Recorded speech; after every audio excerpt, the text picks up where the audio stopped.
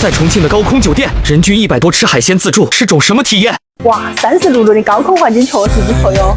这个海鲜随便你吃，好新鲜哦！我最爱的芝士焗生蚝，好大一个呀！强烈推荐他们家的正宗的螺纹三文鱼，这个不整上金牌啦！哇，他们家的小龙虾都有3个味道，麻辣蒜香四川虾。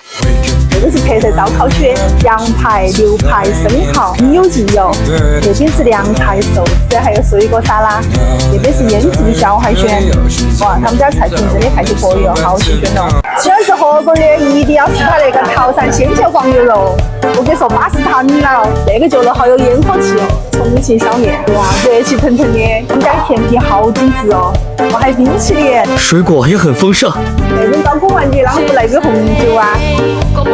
总的来说哈，在重庆那种高空西餐点吃海鲜自助，人均才100多，真的可以来试一下。